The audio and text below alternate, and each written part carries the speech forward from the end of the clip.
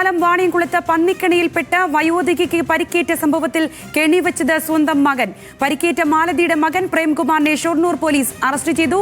ഇന്ന് രാവിലെയാണ് മാലതിക്ക് പന്നിക്കണിയിൽ നിന്ന് ഷോക്കേറ്റത്.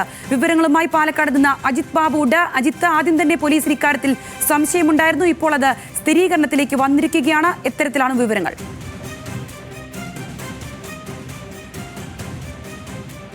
തീർച്ചയായും, അതായത് പോലീസ് ഇയാളെ ചോദ്യം ചെയ്തതിൽ നിന്നാണ്, പ്രേംകുമാറിനെ ചോദ്യം ചെയ്തതിൽ നിന്നാണ് ഈ കാര്യങ്ങൾ പ്രേംകുമാർ പോലീസിനോട് സമ്മതിച്ചത്.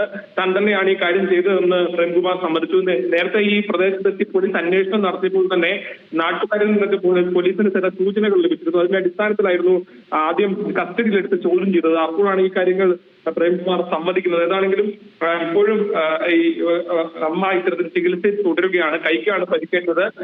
കൈക്കിലെ വിരലുകളൊക്കെ അറ്റുപോയ നിലയിലാണ് കാര്യങ്ങളുള്ളത്. ഏതാണെങ്കിലും ഈ സംഭവവുമായി ബന്ധപ്പെട്ട് നമുക്കറിയാം, കഴിഞ്ഞ കാലത്ത് കേരളത്തിൽ വലിയ തരത്തിൽ പ്രതിസന്ധി ഉണ്ടാകുകയും ഒരു ജീവൻ ഉൾപ്പെടെ നഷ്ടപ്പെടുകയും ചെയ്ത സംഭവമാണ്. അതായത് മൃഗങ്ങളെ പിടിക്കാനായി അനധികൃതമായി വൈദ്യുതി കണക്ഷൻ ഉപയോഗിച്ചില്ല, വൈദ്യുതി ലൈനിൽ നിന്ന് കണക്ഷൻ എടുത്തുകൊണ്ട് പന്നികളെ പിടിക്കാൻ ശ്രമിക്കുന്ന ഉൾപ്പെടെയുള്ള കാരണങ്ങൾ കൊണ്ട് ജീവൻ നഷ്ടപ്പെടുന്ന സാഹചര്യം ഉണ്ടായതാണ്.